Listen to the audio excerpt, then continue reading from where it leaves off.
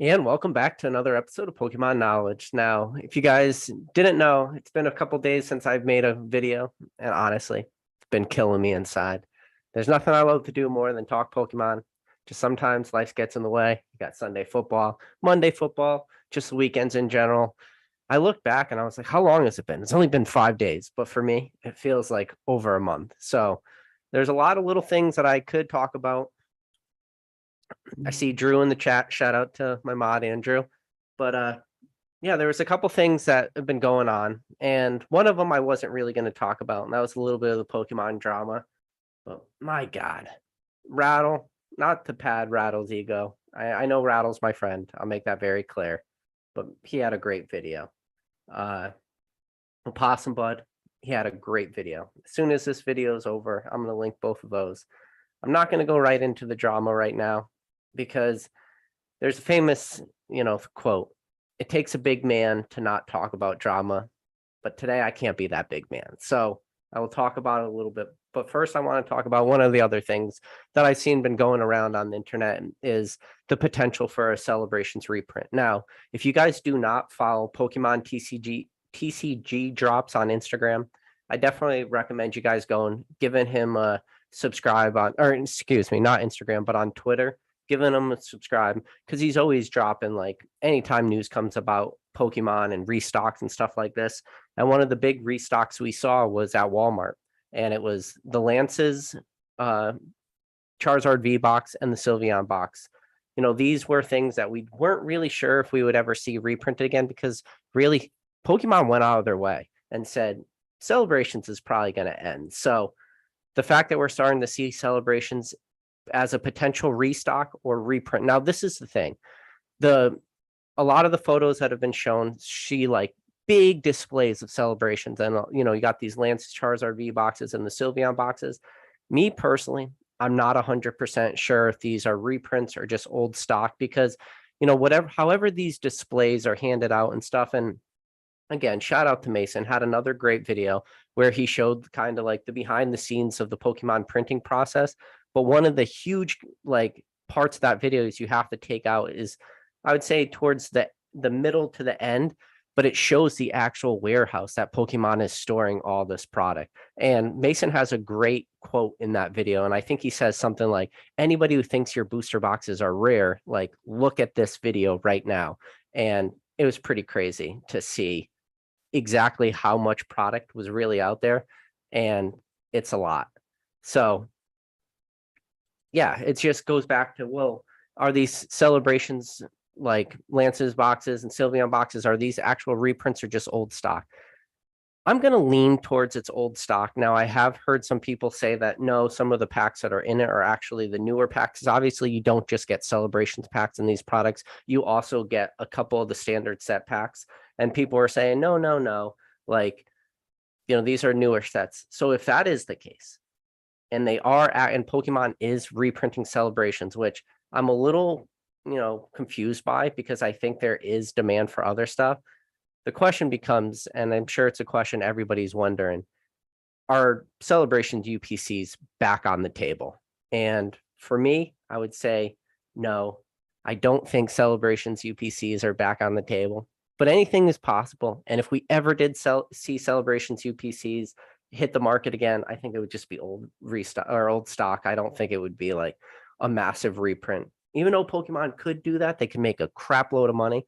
We're already seeing like the huge demand that is for the Charizard UPC. So I hope that's not the case. I hope it's just, for whatever reason, these celebration boxes just slowly trickle out onto the market because we're already starting to hear rumors about, Champions Path reprints and all these other sets. And this is a conversation that I've had, a lot of people have had. Right now, we know Pokemon's printing a lot of stuff, but the question always needs to be, what are they printing, especially when you're going into your local Targets and Walmarts and you're not seeing like a flood of product. We're definitely seeing big restocks, but you can on occasion still go into your local Walmart or Target and see, pretty slim pickings when it comes to Pokemon, especially anything that is, like the newer set. Lost Origins really been picked over. A lot of the stock I've been currently seeing on the shelves are like the sets nobody wants. Pokemon Go, Pokemon Go is probably going to be on the shelves for the foreseeable future.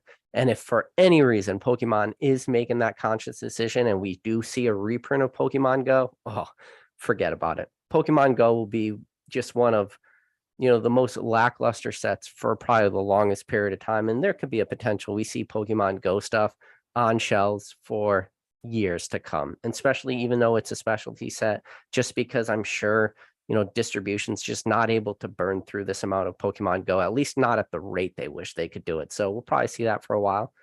But is Pokemon going to like printing a lot of this, the last set of Sword and Shield, the Silver Tempest, or is Pokemon already ramping up, getting ready for the first sets of Scarlet and Violet and stuff like this? Now, from Mason's video, we kind of know that Pokemon, give or take, is printing product about 10 months in advance. So 10 months in advance would line up pretty close to, Scarlet and Violet and all the hype that's going to go with that. And Silver Tempest, historically, well, I shouldn't say, I was going to say historically, we see the last set of, certain timelines not printed, super heavily. I think that was definitely true with like Cosmic Eclipse. Cosmic Eclipse got a very, I wouldn't say a small print run, but it was just a very normal size print run. And then we never saw a reprint of that. I think a lot of that has to do with just printer shutting down and stuff. But then going back to like X and Y, last set of X and Y is Evolutions. And we saw Evolutions get printed to an absolute oblivion. So I wouldn't really say that that is true. So it'll be interesting though. And, we got a lot of sets that are still, in standard play, still have, very low supply. One of those big ones being Evolving Skies. Evolving Skies still has like right around a year left of rotation. A year for a set to still be in rotation and have supply be at next to zero is, from the player standpoint, it's a little concerning. Now, don't get me wrong. Player standpoint, there are so many singles on TCG Player and everything like that. I don't think it's really hard for people to get a lot of the playable cards they need. But you got, short supplies of Evolving Skies. And then Brilliant Stars is another one of those hot sets, pretty low supply of Brilliant Stars. And then for your newer sets, which are good sets, like Lost Origins, stuff like that, what we're seeing booster boxes sell at, I think it's a pretty comfortable area, like an area that I'm actually very happy where booster boxes are at. It's not, prices aren't crashing down. We're not seeing like Chill and Rain $80 booster boxes, and we're not seeing Evolving Skies stonk out booster boxes at $200. We're seeing them right in that sweet spot where, me personally, at the time of release, this is where I like to see sets. Comfortable areas. Not everything in Pokemon has to be like absolute stonk out to the moon. Everything goes up in value instantly. Everybody makes a lot of money. Sometimes it's nice to just have a nice calming time in this hobby. Now, this is a part of the video where I want to talk a little bit about the video Rattle made, and talk a little bit about the video Opossum made. And the reason why I didn't start the video with this, and the reason why I'm talking to it now, we're a couple minutes into the stream, probably like 8-9 minutes into the stream, is hopefully, people that don't care about my content have clicked off by now. But I think Rattle brought up a lot of good points in his video. And one of the things he did is he says he's not going to talk about the guy's name who made the video. And I probably will do the same thing. I won't talk about his name because it is so glaringly obvious that he knew exactly what he was doing opening that product, knew how that product was obtained, and then after the fact plays dumb.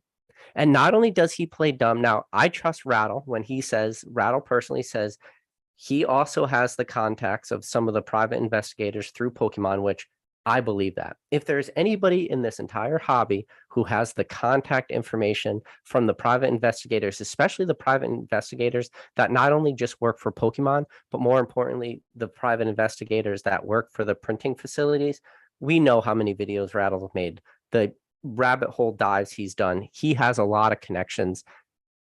I take his word for it when he says he also called that private investigator, and that private investigator had a very different type of story, saying that the content creator was like, well, now I'm going to have, like potentially partnership with Pokemon and all this stuff. And the private investigator straight up told Rattle, like, no, that was never part of the conversation. That's never going to happen. So I don't know if I shouldn't say it's never going to happen, but the private investigator said that that was not what their conversation was about. So I'm going to believe Rattle in this sense. So it just shows this is the thing. When you have content creators, especially in the Pokemon sphere, you have to look at what people's intentions are. Everyone has their own intentions. I have my own intentions when it comes to Pokemon. Rattle has his own. Cool Trainer Ryan. The reason why I mentioned both of those is because those are, two of my podcast hosts. But when you have a person who is clearly buying stolen product, clearly, and is doing it for the clicks and the views, there is not even a shred of doubt in my mind that that was the intention. And now this is the thing. This is where I'm going to, kind of differ from everybody else in that sense. All I think he had to do was just stick to his guns. And that's going to sound crazy to a lot of people. He should have just said, I bought this 3-pack blister of Silver Tempest. I knew it was stolen, but I made a video because I just wanted to drive clicks and I wanted to drive views. And that was the sole reason I did this. And if he said that, at least I could respect that because he would be telling the truth. And now that's the thing. At least tell the truth. Just say it how it is. And then you can let people shit all over you for it. But at least you would be truthful to your actions. The only thing I didn't really like was the flip-floppiness. Maybe it's stolen. Oh, I didn't know. Oh, I didn't make it just to drive views. Like, no, you did. You have a YouTube channel. It's very clickbaity. Like some of like the most egregious clickbaits, like adding Mr. Beast in your thumbnail. Like I'd say like that's a pretty common YouTube tactic. I'm sure you could go on a lot of different YouTube channels and see Mr. Beast in a lot of people's thumbnails. But if that's what you're going to do, like whether or not I enjoy that content doesn't matter, but at least like be truthful to it. At least like be willing to accept that that is the type of content you make. And that's fine. Like, I don't make really pack opening content. I don't make my content is pretty dry when you think about it. Like, it's more just conversational. It's like some of my favorite videos, some of my best performing videos are the podcast type videos, especially the interviews, stuff like that, because that's just what my channel is. Like, I could do some of the pack openings and stuff, but I can't, pretend to be somebody else. I could only get so excited about cards, especially like modern cards. Don't get me wrong. If I had enough vintage product and I could open vintage product, I'd be very excited. Like, trust me. When I was at the Leonhardt Pop Shop with Basic Trainer and Rock Pokemon, and Basic Trainer pulled the base set Charizard on stage, or after the event when we went back to the hotel lobby and Rock Pokemon pulled the Japanese base set Charizard, trust me, that was very exciting. That was real reaction. Now, I don't have the ability where I could just rip vintage product from now until forever, like some people can, which is great that they can, but I don't have that ability. That would probably be the only way I would get like true, genuine reactions. But that's the thing. Whatever kind of content somebody's going to make, just freaking be truthful to it. Now, I think Opossum Bud makes some really good videos, and I think he showed like a lot of the two-sidedness or two-facedness. You make your one video where he's just constantly contradicting himself in every single sentence he does, where it's like real talk, or like talking about some of the older tins he opened. He clearly knows that there's different codes on the back. He understands that it is relatively easy to identify different print runs of tins. He's made that extremely apparent in a lot of his videos, but then he'll make a clickbaity title that says, Pokemon scam me. It's like, oh, come on. Pokemon didn't fucking scam you. I'm sorry, man. Like, when you go and you buy tins, there are different print runs. We all know this. And that's what Pokemon does by putting those different codes on it, whether it's D12 or D11 or J21 or whatever it is, whether it's a Pokeball or a tin, like they do that. So, probably more likely than not for the distribution factor, but anybody that's in the know, anybody who's really making content on YouTube should understand that those videos or those, codes exist and you can use that to your benefit. But then don't make a video, a few videos before educating everybody about that. But then when it happens to you, you cry foul play and then you say that Pokemon is scamming you. It's just be real. Just be real. Just be you. Be truthful. You fucking went and you spent $20 on a Charizard tin and you thought you were going to pull some early XY packs and you thought you were going to get super lucky and there's going to be a flash fire pack in there, but it ended up just being some evolutions and some steam steeds and whatever else was in there. Like, just admit it. Just admit you freaking screwed up and then use it as a learning for everybody. Be like, hey guys, I messed up. I should have knew better. I've made videos in the past where I've talked about these freaking codes on the back and I didn't do my due diligence. The freaking eBay seller was one of the most transparent eBay sellers on the platform, literally said that this tin was from 2016, didn't even lie about when that tin was released, even though it had a code or a date on it of 2014, was very apparent. And just say it. Just say, I freaking screwed up. Don't title your video, Pokemon Scam Me. Like, just don't do it. And this is the thing. When you don't do all that stuff, when you just be real, when you just be you, nobody's going to say anything. It's just simple. It's just that simple. I think that's where a lot of people get upset, And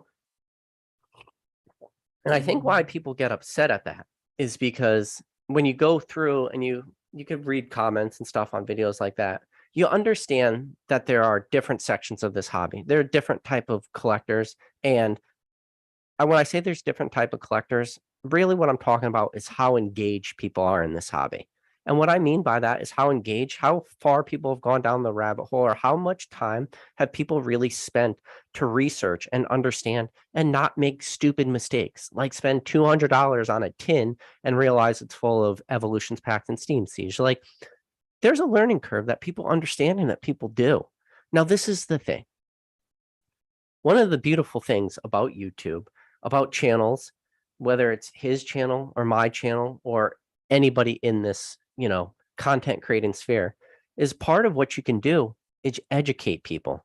But don't start creating, false narratives or false boogeymans. And stop not being true to you. Just be real.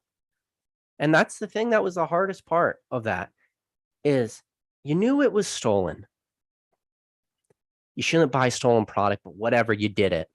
And you can just freaking come out and just stand in front of everyone and say, I knew this was stolen, but I knew that this product would blow up my channel and probably get me a ton of freaking subscribers. Me personally, I would hate that. I'd hate that you said it, but at least I'd respect it. Does that make sense? Does respect matter anymore? I'd at least respect you for it. Be like, you know what? You did something pretty shitty. You bought stolen product. But at least you told everyone to just go screw themselves. But no, play the victim. Play the victim card. I hate that. I just hate the victim card all the time. Got screwed over on a Pokemon tin. Yeah, you made a mistake. Nope, Pokemon scam me.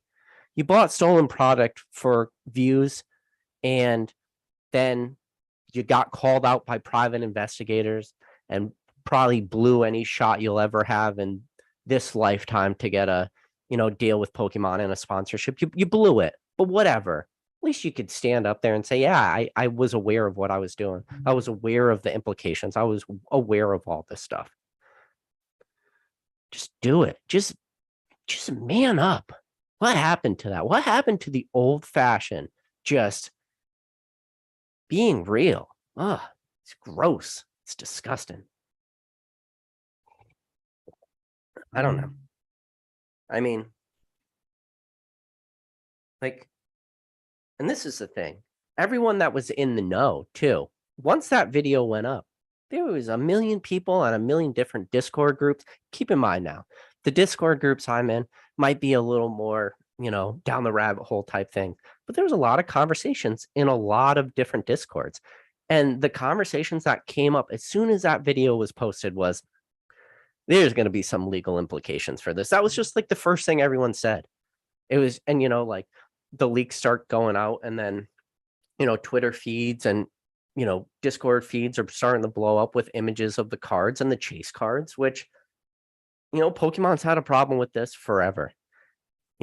Leaks is a real problem, and there's real implications and real, like trouble that could happen with leaks, but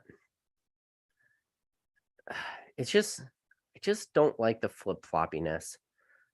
And then he'll come out and he'll have a real talk or whatever and be like, oh no, real talk. It's like, no, listen, this is a real talk. Stop lying. Just stop it. Just be real. Stop flip-flopping. That's the only way you can do it, is you just hold strong to your guns. Like, trust me, like there's a lot of things I've said on this channel I wish I could take back, but I can't, because well, I shouldn't say most, but all my recent content now is live. So it's very easy to, slip up, say stuff here or there, or, I confuse things, or I'll say the wrong set name, or I'll get on a podcast and drink too many beers or whatever. And just, but that's the thing too. I'm not going to really apologize for that either. I'm not going to apologize, because like conversations I have, the words I say, at least I believe them. Now, this is the thing. Just because I believe what I'm saying doesn't mean that what I'm saying is always correct, or always politically correct, or always properly justified, or stuff like this.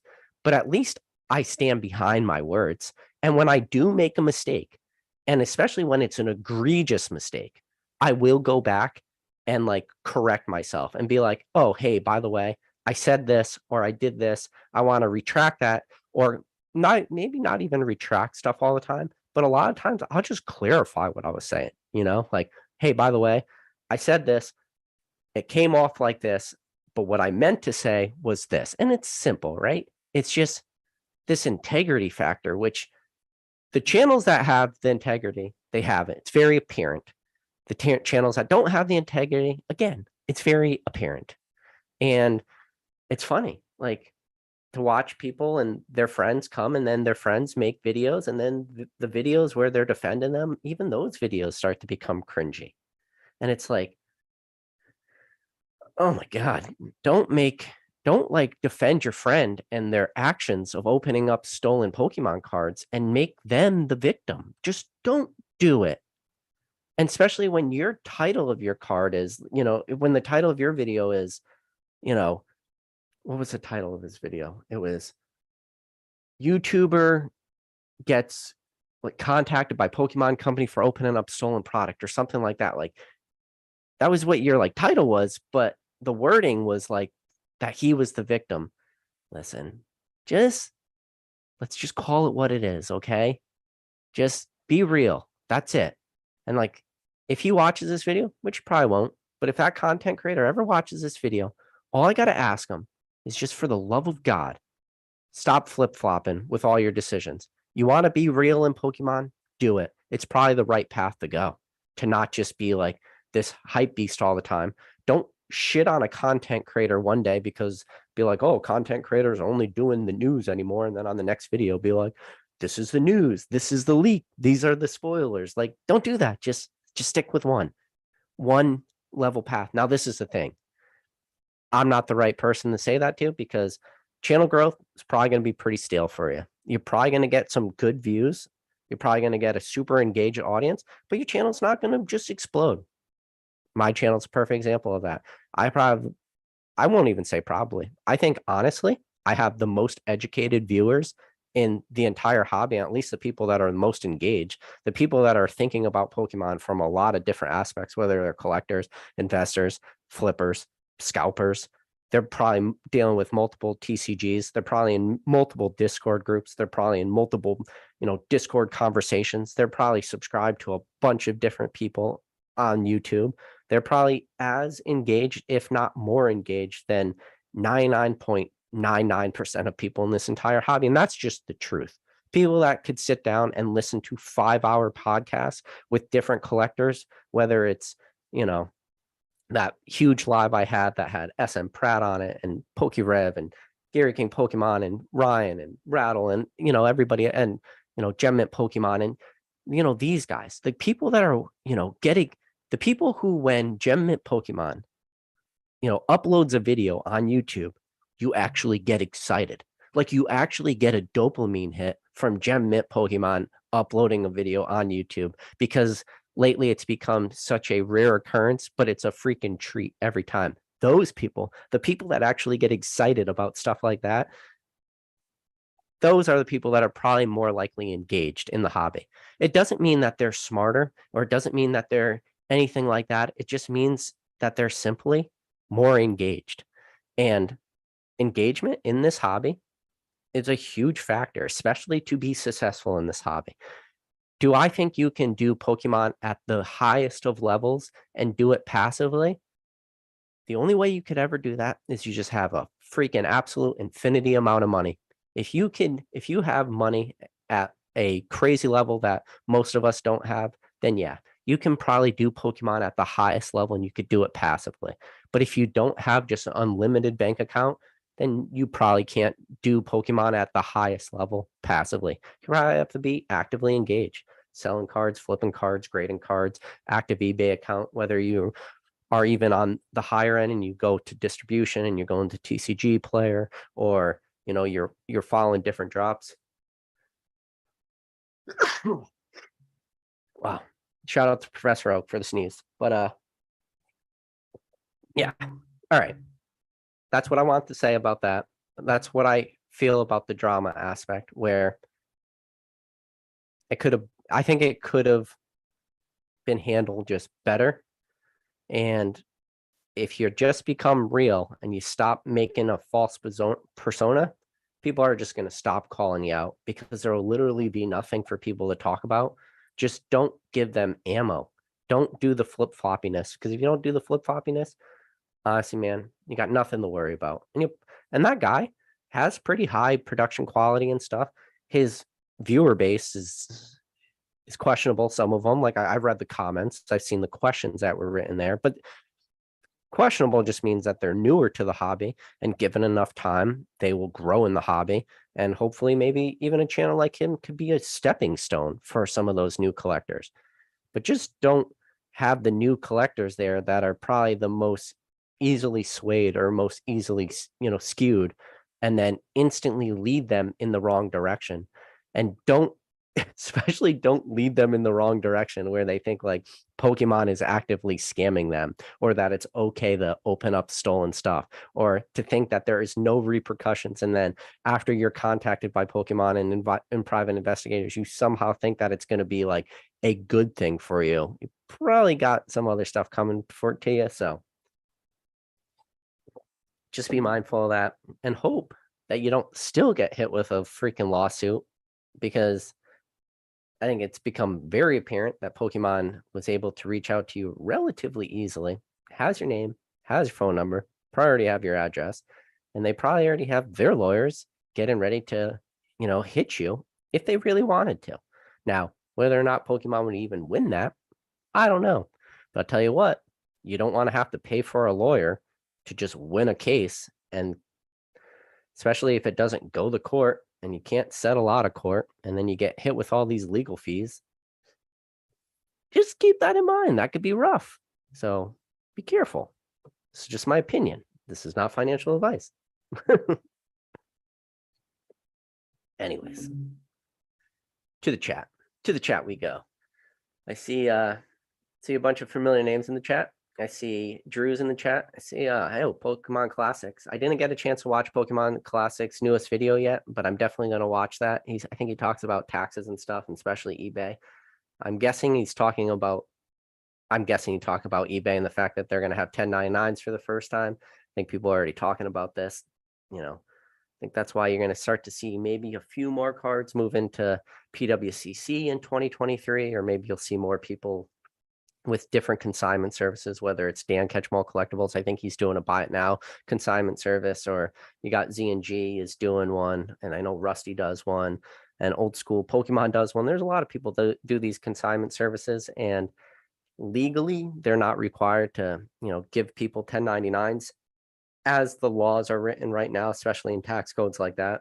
So I think you might start to see people do that, which you shouldn't do that because you should always be paying taxes to begin with. But just in case they're not, that would probably be where people will be going. But you should always pay your taxes. But I think you can see those consignment services picking up after 2022. And that's just my opinion. Just because you should do something doesn't mean that people are going to do it.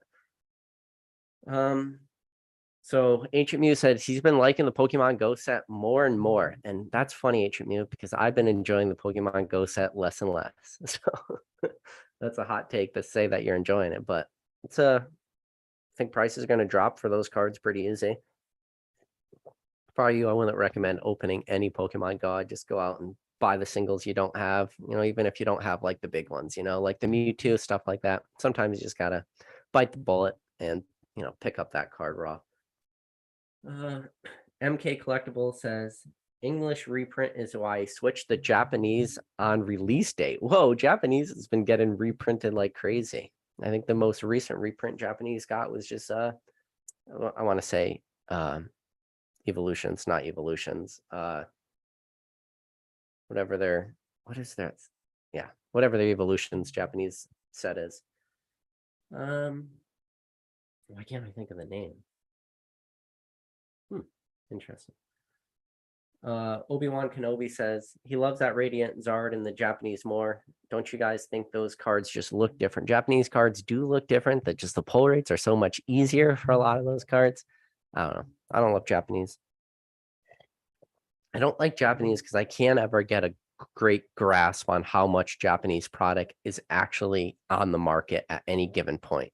I could get an idea from, eBay or talking to people or hearing people from, that have connections with distributors from Japan, but I can't get like a true good feeling or true good understanding because I don't live in Japan. So I don't know how much of that product is actually, in stores in Japan or, sold to Japanese collectors or investors or flippers, just because I don't have that like true understanding or true feel of the market. It's one of the reasons I just stay away from Japanese, because I'd only be looking at like a small percentage of the market, looking at the entire like English distribution of Japanese product. And again, that's all secondhand stuff, different prices, eBay's, stuff like that. It's just, I try to stay away from it just for that reason. And then there's other reasons I stay away from other cards when you go back to older sets, like how are the hollows and chase cards distributed? Was it 1 per 12 pack, or sorry, like 12 packs out of a booster box? Was that booster box not 36 packs? Was it 60 packs? Did every single pack in that 60 pack booster box, did it have a hollow in it? Stuff like that when you go to these older sets. So then I start staying away from, certain Japanese cards that I think are just, especially for the chase cards, are just overly abundant. But then there's some Japanese sets like, some of these e-reader, like unlimited sets, where I'm not a huge fan of like the first edition sets, where in English, I love first edition cards. Japanese, I don't love first edition. I really try to go after the unlimiteds anytime I get the ability. I will go after first edition cards because that's what the market likes. But when I do, if I had my option, I would like to go after the unlimited for some of these Japanese sets, but not all Japanese sets in unlimited are created equal too. So like, that's the thing. That's why I'm a very passive Japanese collector. I'm not as super engaged. There are definitely a lot of people out there that are way more engaged in the Japanese market. Because the Japanese market for Pokemon is the nuances of the market, right? And especially when you get out of modern and you start going to the vintage, and especially like the mid-era stuff, black and white or stuff like that. And then how people are sourcing these, whether you're sourcing them for buy, what's the luck you're having on buy? Are you being scammed on buy? Are you one of those people? Like, they're becoming more and more daily, the people getting scammed on buy, or the people not really getting the cards they want, or the refund process is pretty sketch, especially if like you get half your order but you don't get the other half. You're not going to get reimbursed for the full, it's just like all this stuff. So That was a long-winded answer to him asking literally, do you like the Radiant Zard from Pokemon Go in Japanese? That was his question, and I managed to take that on a crazy tangent. I apologize to everybody there. All right. So then Jan said, all told, it would be just make great content, whether it was real or fake. Honestly, I would only respect the truth more too. Yeah, I think that's the thing. I think people just want the truth. But don't get me wrong. Like, I've made my, stance on a lot of different things in this hobby very apparent. I think like a lot of breaks that happen are fake. I think that a lot of openings are fake. And I've gone out of my way at this point. There is no denying I have gone out of my way to show how easily packs are resealed, how easily openings can be staged. I've done that. I think I have an entire playlist on this channel. I think the title of my playlist is just resealed packs, because I've gone out of my way to like prove to everybody, because that was like at the very beginning of me making those resealed videos was me like arguing with people in the comment section, telling people things can be resealed, and then people telling me no, they cannot. And I would just say, okay, hold my beer, let me show you. So let's see. Pokemon Classic says PK with the Dungaroo packs. Yes, I also did pull Dungaroos out of a Pokemon pack. So Scott Mitchell said, buying knowingly stolen product, opening it for nothing but clicks, then trying to claim a refund. I forgot about that. He did try to claim a refund. Oh my God, I forgot about that part of the story. Yes. After he bought these packs, knowing they were stolen, got contacted by Pokemon. Oh, was going to do a giveaway. Couldn't do the giveaway, obviously. Probably had to send him back to, Pokemon so he doesn't get sued out his ass. But yeah, and then on top of that, he went and got a refund for, oh my God, I forgot about that. Wow. That's a fucking special type of person, man, to do all that shit. Well, that's embarrassing. Why did he even tell people that he got a refund? Should have just kept that to himself. It's embarrassing. It's just embarrassing. Oh my God, it's gross. It's like gross. Ugh. Gross. It's just fucking gross. So Thrifty shouting out Pokemon Classics. So Jam 510 said, to be honest, I had multiple small content creators hit him up about the eBay link once the video dropped. So yeah, I think I want to say it was in Professor Oak's chat. Somebody also mentioned that they hit him up talking about that, eBay link. It's just the thing. It's like, do you want to touch that? Do you want to play that game? The most dangerous of games is the ducking and diving like lawyers. Do you want to like dodge lawyers and dodge lawsuits? If that's what you want to do, you could probably have like a super, super successful channel if you weren't worried about like lawsuits at all. And you're just like freaking open it. Yeah, if you were opening up like stolen product on your channel all the time, you'd probably get like millions and millions of views and hundreds of thousands of subscribers, because the truth is it drives the clicks. Or you could just like pretend that you didn't know and all that stuff. It's just gross. Let's see. Let's see Basic Trainer in the chat. So I'm looking forward to seeing Basic Trainer in Denver. That's one thing I'm looking forward to, is the Denver Collecticon. That's going to be a lot of fun. I think there's going to be a shockingly surprising amount of people that are actually making the trip to Denver. It's getting pretty close now. Here we are. It's, less than 2 weeks away. I definitely plan to make a lot of content. I'm going to do my best to record as much as I can. I would like to know down in the chat if you guys would like to try to see like a live video right from the event.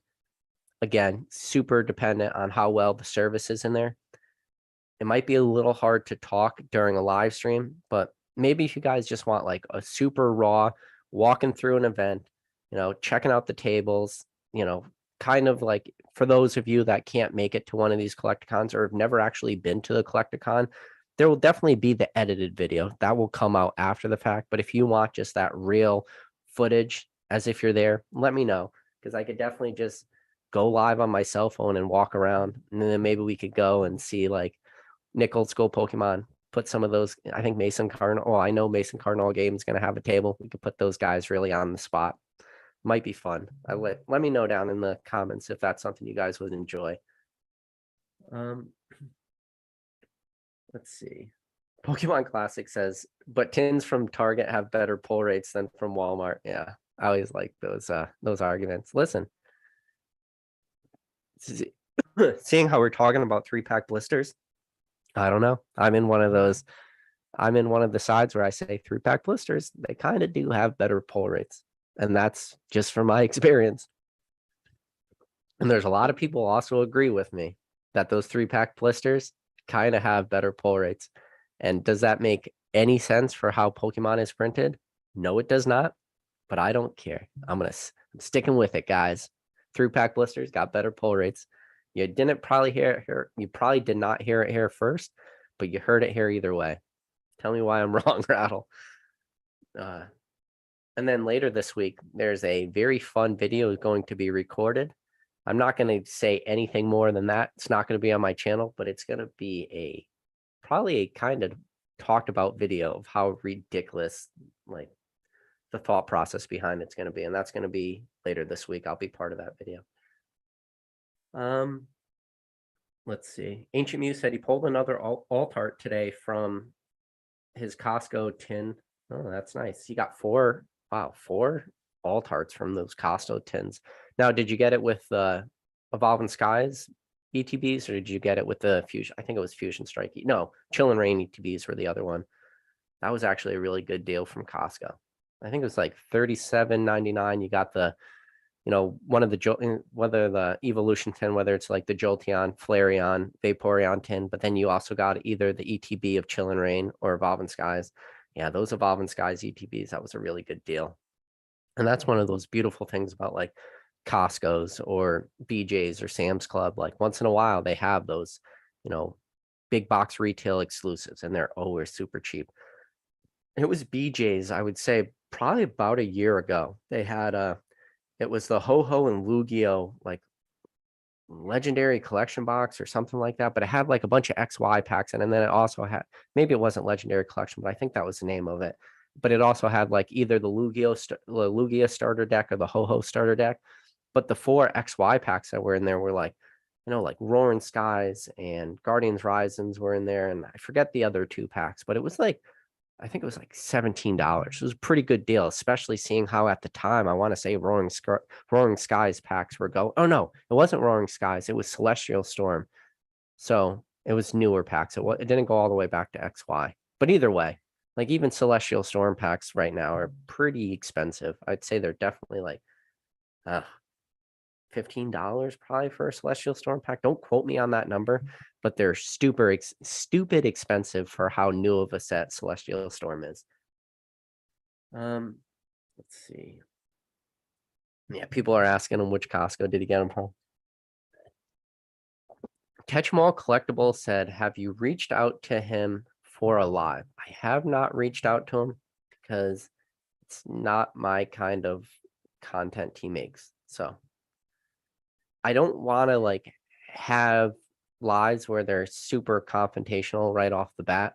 Like that's not really what I'm trying to do on my channel. I'm trying to like, highlight or spotlight different people in this hobby and different collectors in the hobby. It'd be pretty crappy to just, bring somebody on and then have it be like overly confrontational. I've definitely had like different lives on my channel where they ended up kind of having, the confrontational mentality. And I don't like the confrontational mentality during the lives because it ends up like making weird, divides within the viewership themselves. And I don't know. I'm not trying to do that during a live. If he wants to talk privately, like, yeah, I guess that's one thing, but not like, I don't want to do it in a live format if I don't have to, because to be honest, I don't see like a way where he comes out very strong at the end, where he'd be like, oh, I didn't know they were really stolen. And then I'd just be like, yes, you did. And they'd be like, no, I didn't. Like, I had no way. I had maybe an inkling. And I'd be like, no, you didn't. You knew it. Like, they were stolen. Like, where do you think they came from? You bought it on a guy on eBay and you knew it was stolen. And then you'd be, well, I wasn't 100%. And I would just keep saying, yes, you did, until like, and that would just be the whole video. He'd be like, no. And he'd give me all the reasons why. And then I would just say, you knew it was stolen. And then he'd say, no. I have no way to know how this and then I would just keep saying, like, it was stolen, and it would just be an hour-long video of me saying one thing and him not. It would be a bad live. So to answer Catch 'em All Collectibles question, probably not going to have him on a live just because of that. And I probably wouldn't let stuff go either. I'd probably just keep like repeating myself and it'd become really dumb after a while. Let's see. Restock Shock says, gotta put this out here. Why does this Rattle fellow make toxic content on Frosted Caribou? That's the real gross thing. Why you not call out your buddy? So what's the toxicness that he did? Like, which part of that video are you talking about? Are you talking about like the fact, what was the toxic part? I would like to know. I mean, from the way I remember that video is, she made a video calling out some big content creators and was kind of flip-floppy on opening up. I think it was like 150 packs of Champions Path or something like that. And then talking about how scalpers were ruining the hobby.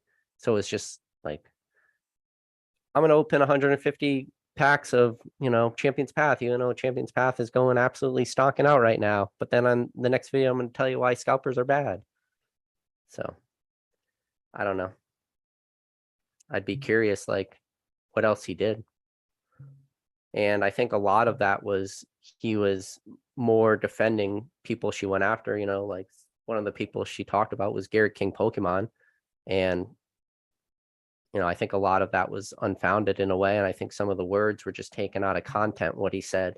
I don't think the video ran long enough. And I think it did take a little bit of out of context, like who Gary really is, and especially his relationship with like Michihiro Arita. So, Gary's been out to dinner with Arita way before like any of those videos ever came out. Like Gary and Arita are personal friends.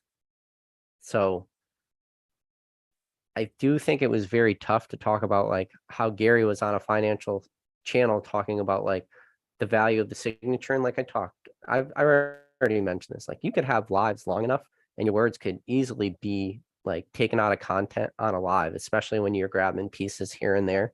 So yeah, I think that was like one of the big things was I think people didn't I never really heard that talked about. Like, yeah, Gary said this about the signature, but he's also friends with this guy, It's the same way as if I had a slab signed and it was an expensive slab, like let's say I give you a perfect example. So I literally own a Charizard slab that was signed by Rusty, TCA Gaming, because Rusty is TCA, which TCA stands for the Charizard Authority.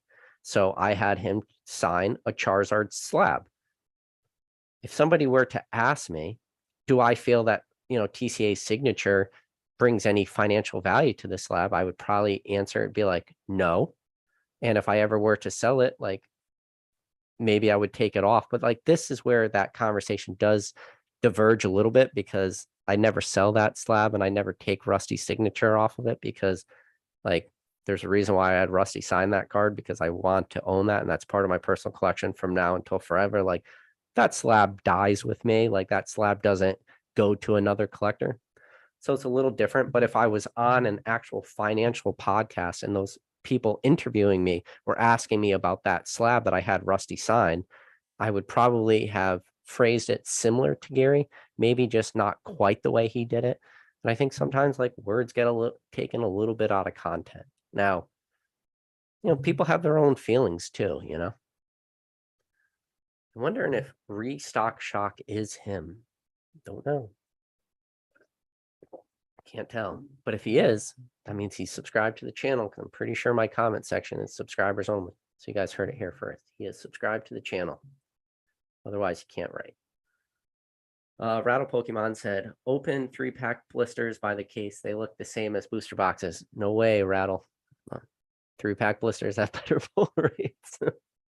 Yeah.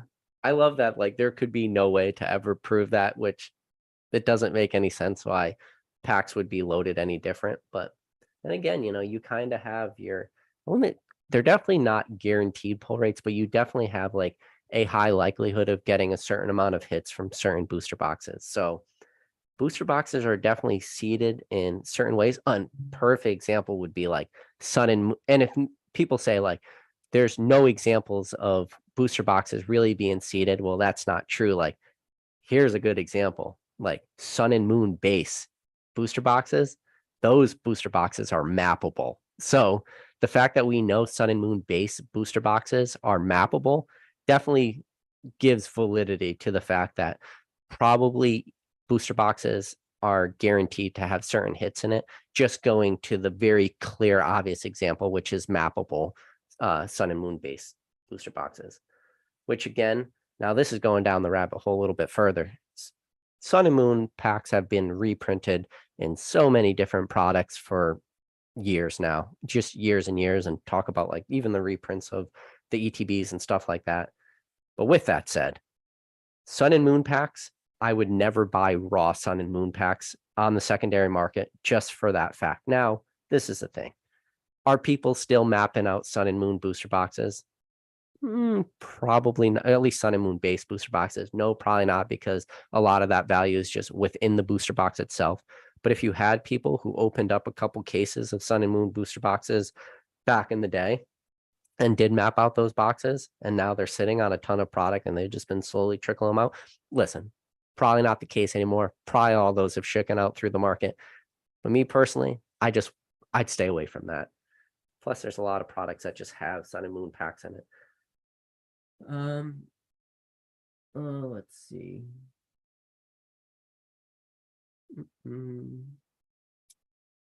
So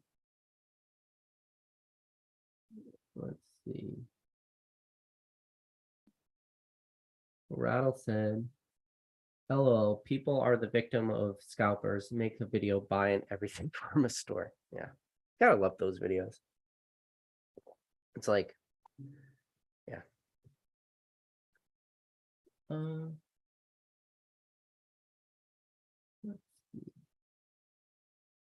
Sorry, guys. I am reading the chat. I know dead air time is the worst possible thing you can do, but I'm trying to read some of the comments. I just see some people bickering back and forth.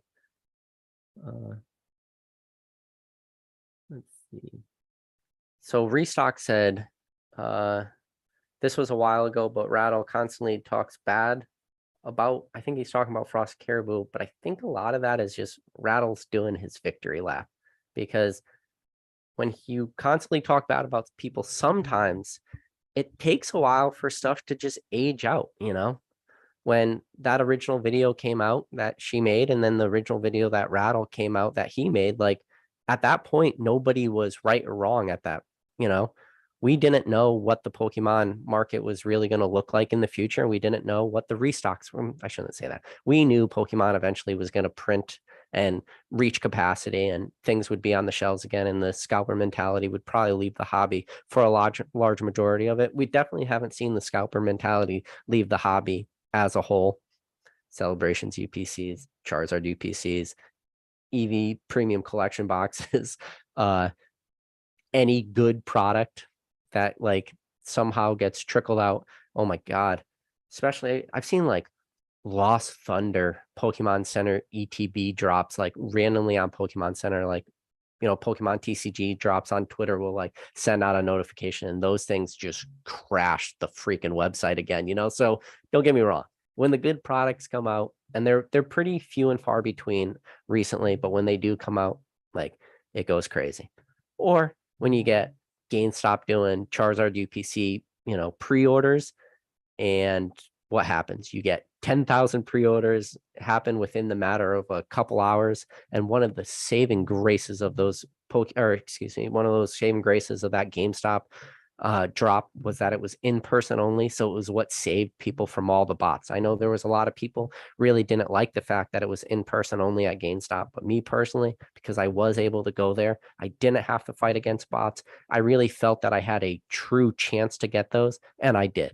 And I know a lot of other people did too, whether it was through this channel. I made a community post, and I know I went into Catch 'em All Collectibles live, and there were some people like chatting, just like you guys are right now in the live chat. And I mentioned like, hey, there's pre-orders at GameStop, and people literally like got in their cars, drove to GameStop, and were able to secure pre-orders because of me just saying stuff like that. Like that kind of stuff makes me super happy, because that's a product that's going to be tough to get at or near MSRP. Like the one $19.99, that would be a tough product to get, meaning your Walmarts, your Targets are going to get restocks. You might get really lucky, but the chances of those being put on the shelves at say 7 a.m. and then you wandering in at 7 p.m., 12 hours later, like the chances of that Charizard UPC still sitting on the shelf, probably relatively low.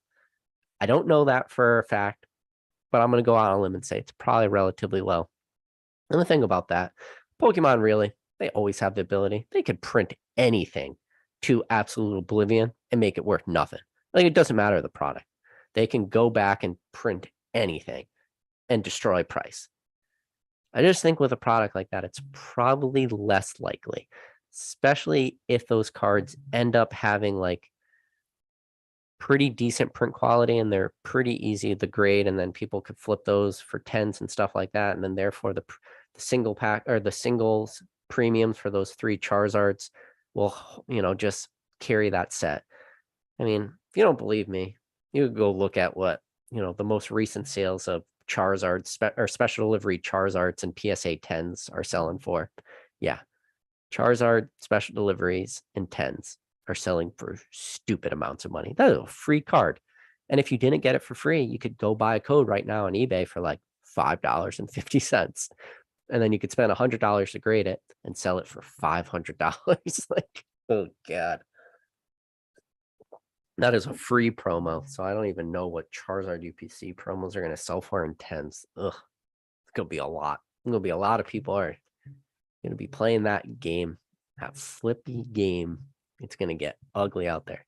Maybe the flood of those cards is so absolutely massive, and the race to the bottom for those in 10s could be super fast, and maybe the demand isn't there. But God, if the demand's there like it is for these freaking Charizard, oh my God, special delivery Charizard in 10, if the demand is there for these UPC Charizards the same way as a special delivery Charizard, race to the bottom is going to take like a little while, and there'll be people selling those things on the whole way down, just cleaning. They're going to be cleaning up. They're going to be making so much money. Now, the people at the bottom of that, the people buying them, Godspeed to those people. I don't know what they'll be thinking. Let's see. Let's see.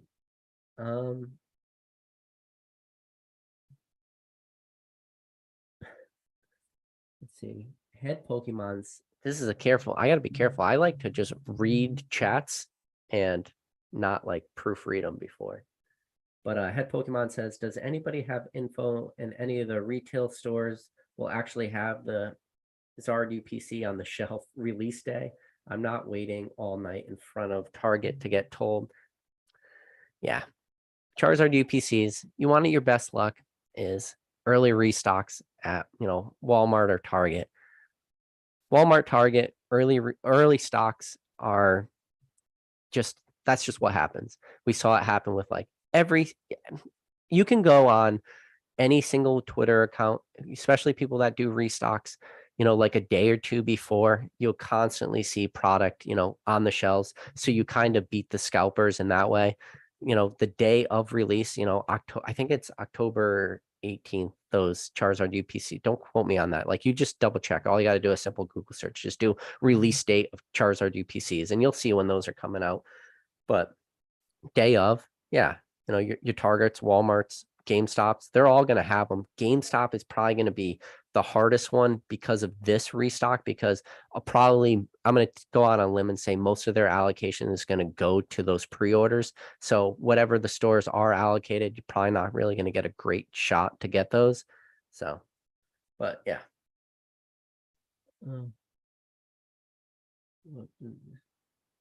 So Josh Hollow said, sorry, don't know if you already talked about it, but are the restocks coming down the pipeline?